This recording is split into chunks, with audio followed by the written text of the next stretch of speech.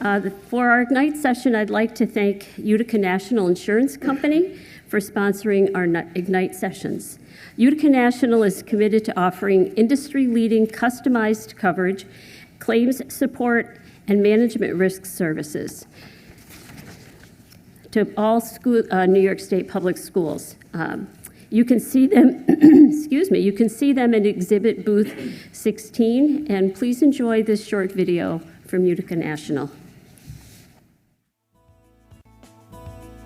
Utica National is proud to partner with the New York State Council of School Superintendents to bring you today's keynote presentation. We're committed to our school policyholders by offering coverages and services to help keep kids and staff safe, including TAP-APP security from CLPS Consultancy Group.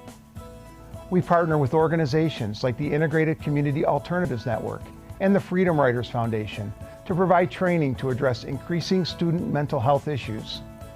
At Utica National, we're at our best when you need us most, so you can do what you do best, educating our children. Thousands of schools have placed their trust in us, and we thank them. Utica National takes an active role in working with schools to help us to better meet the needs of all students. Partnerships are powerful, and Utica National continues to be a true partner in education. We're committed to being your partner now and for years to come. Our school program includes comprehensive and customizable coverages, responsive claim service, valuable risk management coaching, support, and resources, coupled with the stability of a school program that's been around for over 45 years. Thanks to the schools, independent agents, and organizations that have helped us thrive. Thank you. And now it's my pleasure to introduce our Ignite sessions. We are thrilled to be able to showcase some of the talented superintendents that we have among us. We all know the idea of learning from one another isn't new. The Council's Conference Committee combined this idea of learning with a traditional Ignite session format where you present multiple, fast-paced, and thought-provoking education in short increments and created what we now call the Council's Ignite sessions. Today, you're going to hear from three leaders,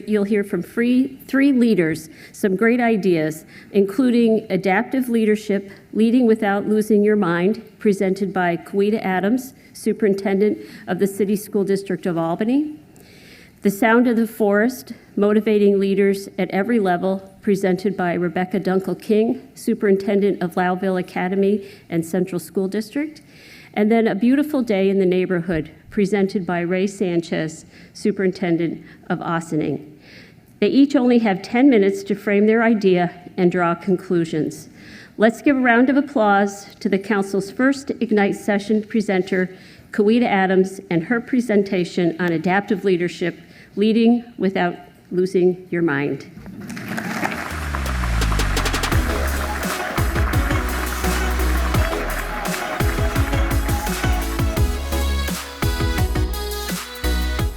We can all identify with that, with what we've been through for the past 3 years, right?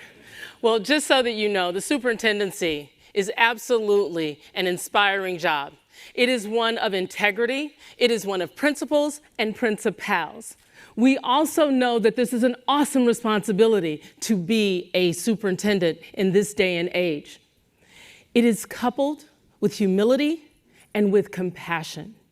We all know that one of the things that we have to do as superintendents is make sure that we don't lose our minds. We have to make sure that in our way of thinking and believing that we are setting the stage to deliver quality instruction and guide our districts so that we can prepare our scholars for the future. A future that is very uncertain and that many of the jobs that they are going into don't even exist.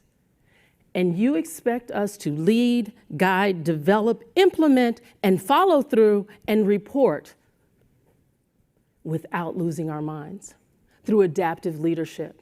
The first thing is focusing on the goal, making sure that we have the vision in sight. When I was in high school, I had about 10 majors from April all the way to August. I was going to be a doctor, a lawyer, a teacher, a counselor, butcher, baker, candlestick maker, all at the same time. My father, who was very left-brained, couldn't figure out why I didn't have it together at 17. So he gave me some very sage advice. Find work you love, and you'll never work a day in your life.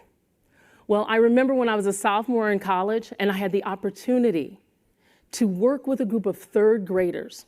Those third graders helped me understand my vision. I knew it was my calling just by working through the vocabulary words. In our districts, we have to have a clear vision, mission, and goals. Our goals help us keep the eye of the storm and be the calm in the midst of the storm. If we can keep our heads about us when all are losing theirs, then we can lead without losing our minds. Developing sustainable systems. My mother was a classically trained pianist.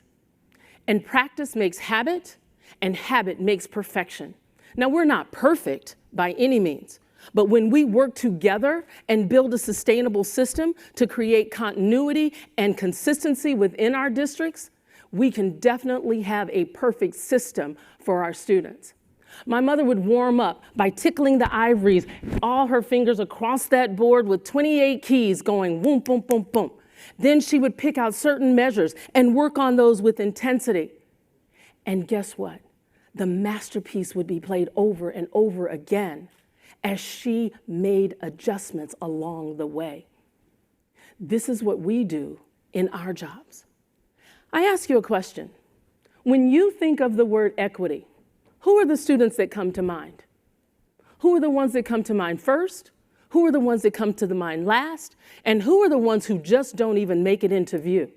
My question is why? Why? Because see, when we warm up to our students and see them for who they really are, we implement those best practices. We make sure that we are tuning along the way and doing those specific interventions to help them be successful. We also know that we have to be here for all of our scholars of privilege, our scholars of poverty, our scholars who have challenges, and our scholars who have advantages. If we can dream and not let our dreams be our mark, then we can lead without losing our minds. And finally, building relationships. Building these relationships with our students that are inclusive, encourage self-advocacy. We lift each other up, and we can help our students learn to stand for something before they fall for anything. That cute little girl is me. And I'm gonna tell you, when I was in the 6th grade, I had the best teacher in the world. Her name was Mrs. Fullilove, Fullilove, and she was every bit of that. See, I tested into the accelerated class, and that was the other teacher, but there was one little problem about that accelerated class. There were no students of color, and I wasn't gonna be able to go to that class. When I walked into Ms. Fullilove's class, she said, Kawita, this is going to be the best 6th grade year because you're in my classroom. Right then, I felt a connection. There was an inclusive relationship about being in that classroom. In that 6th grade year, I learned about self-advocacy. I learned how to belong in the right way. I also learned how inclusive relationships had the power to give me hope and change my life. You see, it's very important that if we can walk with crowds and keep our virtue and walk with kings and not lose the common touch, then we can lead without losing our minds. Adaptive leadership is flexible. It provides consistency and continuity so that we can make adjustments along the way and fine-tune in the moment what we need to do. We felt that throughout COVID. We've been able to pivot and make a difference. In the City School District of Albany, our theme this year is Equity is Action, and it is not passive by any means. One of the things that we do is we make sure that we accentuate our students' voices. We listen to what our students have to say. At our convocation, they have an opportunity to express their voices and send messages to our employees, our faculty, our staff, and our administrators. In 2019, our district worked together to collaboratively define equity as a system. In 2020, we actualized equity and looked at what that evidence would be and how we measure our success.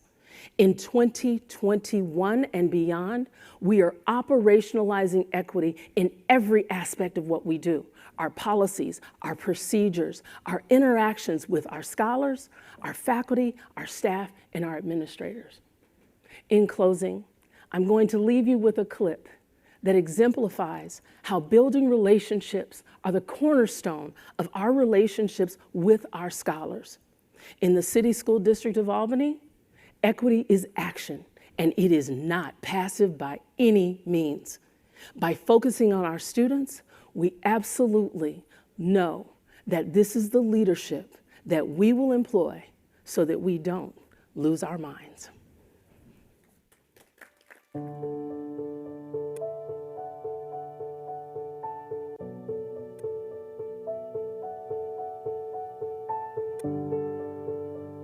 My words of encouragement for all the staff, employees of our school district would be to believe in our generation.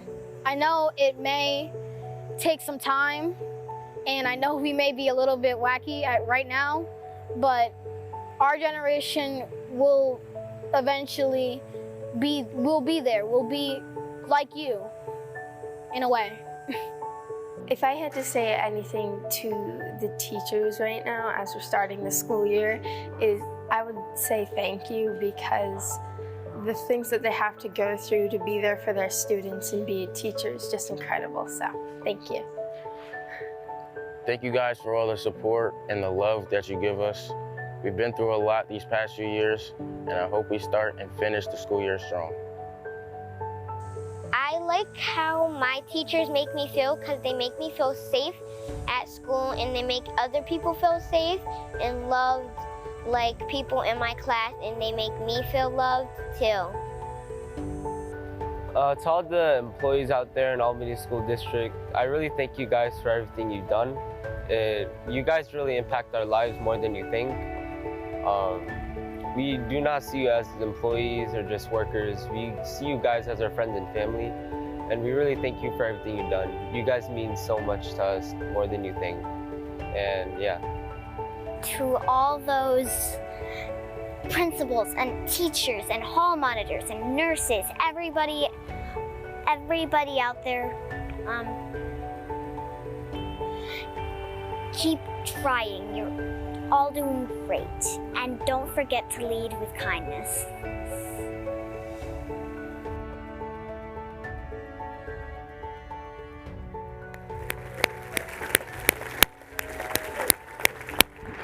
Thank you so very much for letting me share with you this morning. And at this time, I would like to bring to the stage and introduce Ms. Rebecca Dunkel-Hill. King, I'm so sorry. Rebecca Dunkel-King.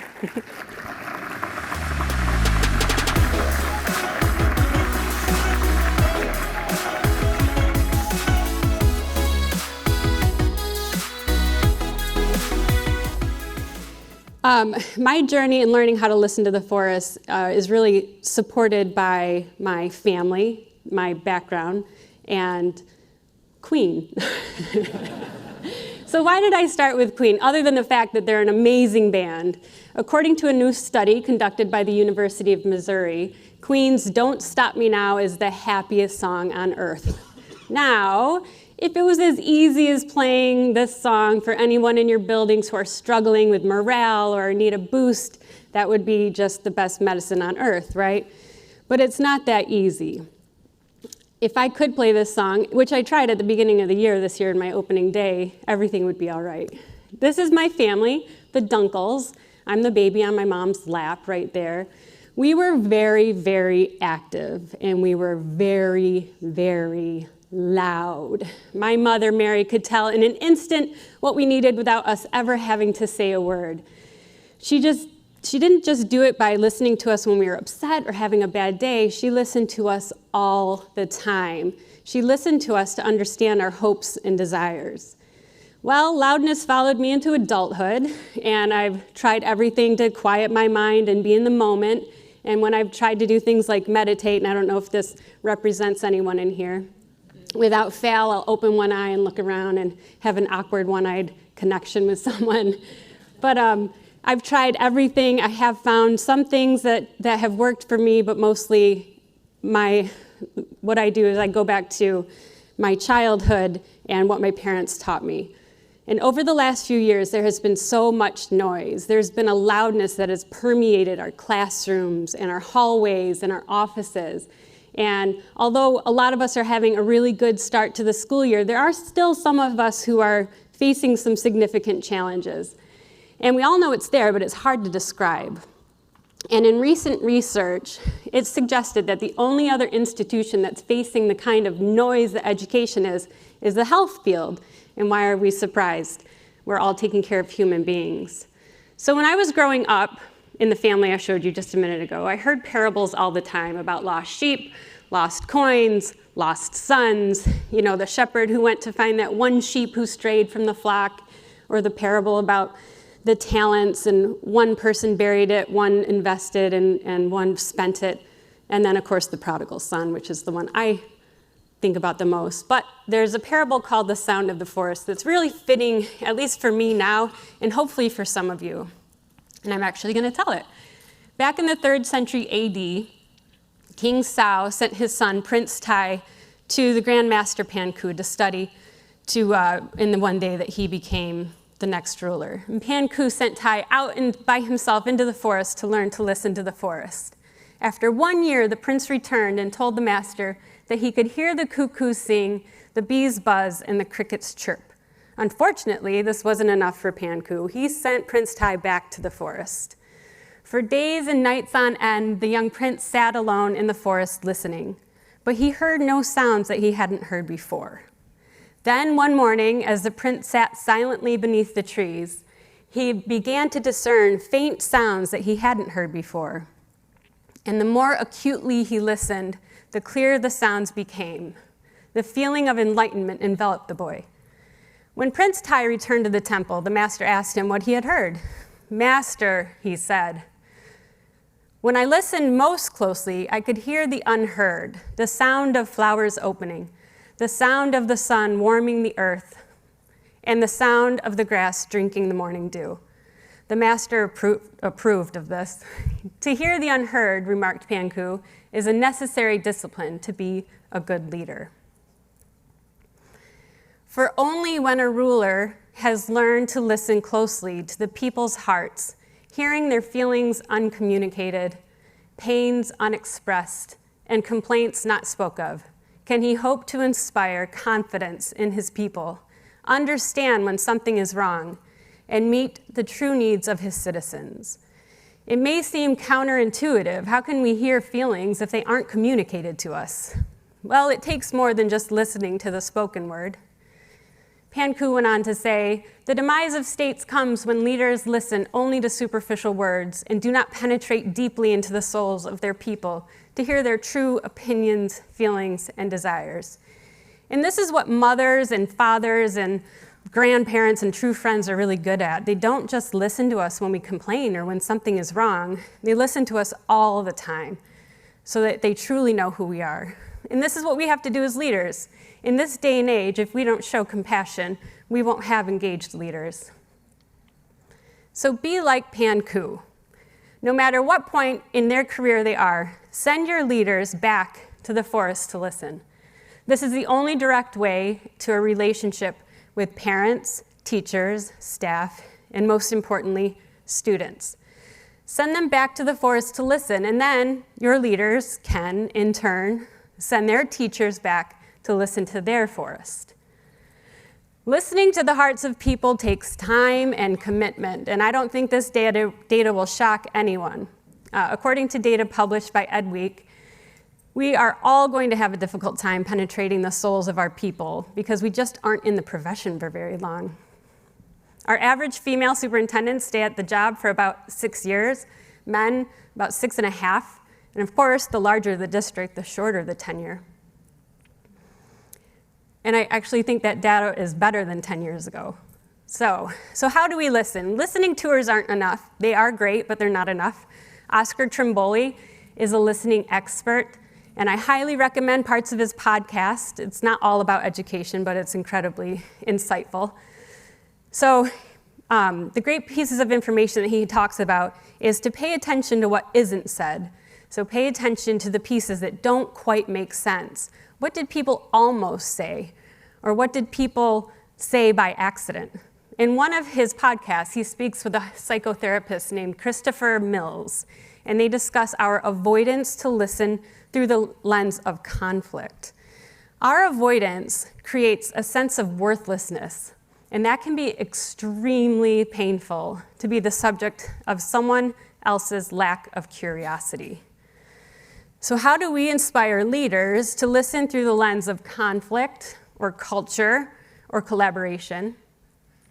For our emerging leaders, these people who are maybe just starting to take classes or they're in an internship, they actually might be the easiest ones to inspire to listen.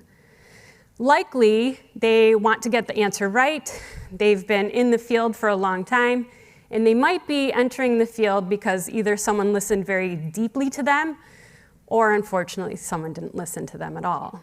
And the questions that you tell them, the pregnant pause, don't talk, you have 2 ears, 1 mouth for a reason, those are the easy ones. New leaders are a little bit tricky because they might think the quicker that they have the answer, the smarter they are, the better they are at their jobs. And we know through experience that this is when we need to remind them that when they listen to their staff, it's important to take a deep breath and don't speak. We don't have to have the answer right away, and many times people aren't looking for an answer. Seasoned leaders, they may feel at this stage of their career they should be advising and they should be solving problems, and this really isn't listening to the forest. That is hearing the birds and the wind blowing, and I don't want to dismiss that because it's incredibly important. But remind them to be curious and explore rather than feeling like they have to immediately fix a problem or have an answer. Remind them to pay attention to what someone almost said or what they accidentally said. So this summer I was at a conference in Lake Placid, and the district superintendent of FEH BOCES, Mr. Braille, reminded me of this quote from Evan Hansen. Now it's our job and your job to be around when your trees start falling.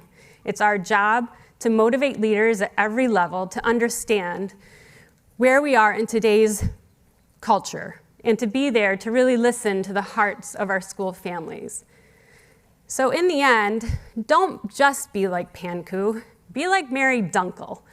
Stay curious, keep asking questions, even when times are good and no one is in crisis.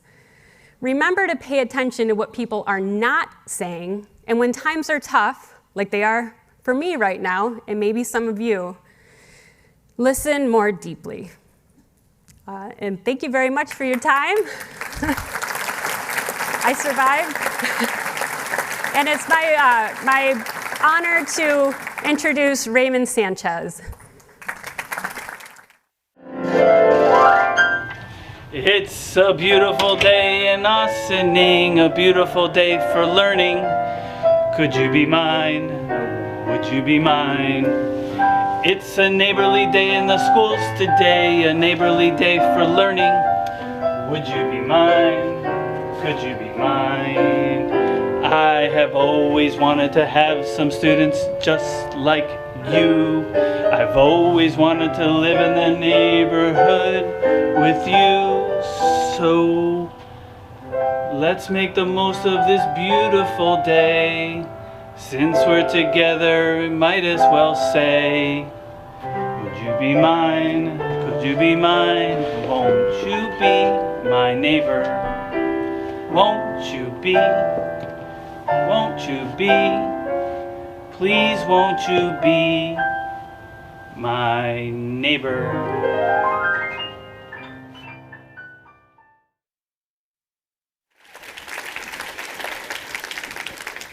That's it.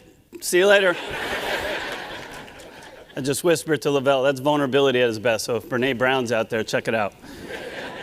So good morning, everyone. And I just one of the hardest challenges as a leader is to follow great leaders. So I just want to acknowledge my two speakers before, my two colleagues. Please join me in giving them a round of applause.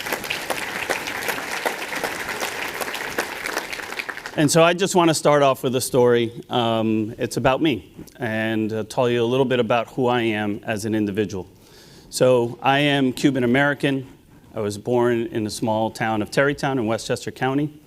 My parents came here from Cuba at the age of 14 and 16 years of age. They left Cuba for obvious reasons, but when we came from a very humble background.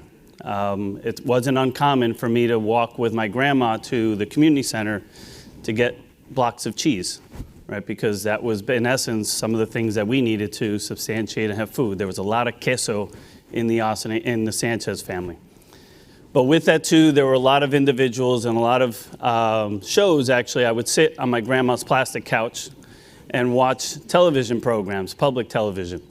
Wampa Room, I would watch Sesame Street, and what I learned from that is that I started to learn the alphabet. I would learn colors and concepts through the programs. I've also learned perseverance, because if you watch Romper Room and they would actually pull up that mirror, they never called my name. And the other one is Mr. Rogers. So Mr. Rogers is a humble man who talked often and created this setting where in truth it was like a dialogue and a discussion between my parents, Mr. Rogers, and myself. Setting this warm setting where we were learning, talking, and growing together. That's in essence what Mr. Rogers meant to me and meant to my family as I was growing up. And so what I want to share with you here today are basically 3 key elements, and there are many more, of his work. As we think towards the future, I think actually that these are going to stay at the core of a lot of our work. That is that of the neighborhood, identity and love, and the last one, the importance of curiosity. So let me start with the neighborhood, because the neighborhood for Mr. Rogers was more than a physical setting. It was about allowing individuals to be who they are as they entered the space, honoring the identity of the individuals that were entering the spaces that he created. The other part of it too, and this is happening throughout our schools, we're trying to create welcoming and affirming spaces for all our children. The other piece that he knew too is that learning was not limited to just the neighborhood setting itself. He brought us to other spaces. He brought us to libraries. He brought us to the post office. He knew that learning took place everywhere. And in truth, what I want to share with you is that I know that each and every one of you are doing it. I see it with my colleagues from Schenectady, I see it in Peekskill, but in truth, it's happening throughout the state of New York. We realize that learning is not limited to our schools, but we're working hand in hand with our communities to make sure that we support the young children that we have the honor to support and learn throughout our process. And it's happening here in our conference. Because the truth, the concept of a neighborhood is not limited to just our communities. This conference is in many ways like a neighborhood where we're all learning from each other. We're bringing who we are to these spaces. We're speaking about the challenges that we're facing and in hopes that all of us can support each other. We're learning from our strategic partners. We're learning in the breakout sessions. And Chuck, yes, with the yellow shoes, looks really good with the red sweater in this case. The other piece I want to share with you is that of identity and love, because this was at the core of what Mr. Rogers was sharing with us, and it's at the core of our work, I would say, too. So one of his favorite numbers was the number 143. And I just want you to think about why. Why was 143 so significant to Mr. Rogers? The reason is this. He reminds us that it only takes 1 letter to write the word I. It takes 4 letters to write the word love. And it takes 3 letters to write the word you. I love you. This is what he reminded us. For core learning to take place, he felt that love had to be at the core. And we needed to remind our children and everyone just that. And that's what he worked hard to do. And so I'm going to read a quote from Mr. Rogers, and I'm going to ask you to think a little bit, because it's good reason to pause. It says, from time you were little, you have people that smiled you into smiling, people that talked you into talking, sung you into singing, loved you into loving. Some of them may be here right now. Some of them may be far away, some may be in heaven, but wherever they are, if they loved you and encouraged you and wanted the best in life for you, they are inside you right now. And I believe you deserve some time to devote some thought to them. So I'm going to give you each give us 10 seconds to really think about who that is that inspired us and who you're thinking at this moment.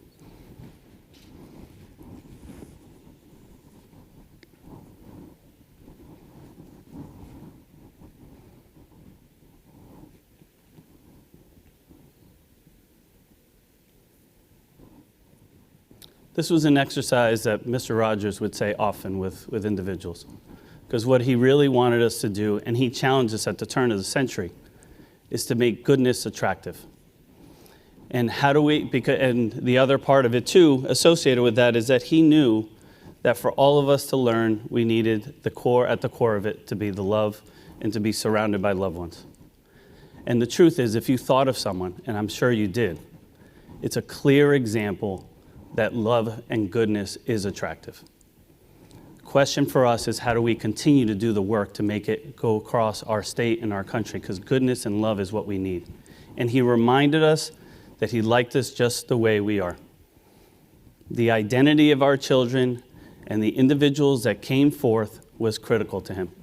Doesn't mean children were perfect or that we're perfect, but what they brought to the table was honored and supported throughout his shows and his programs. And in truth, once again, this is what's happening throughout our schools in the state of New York, because I could see it. I see it in spaces, and I just went to Twitter and I selected a few. I see it in Bedford, I see it in White Plains, I see it in New York City.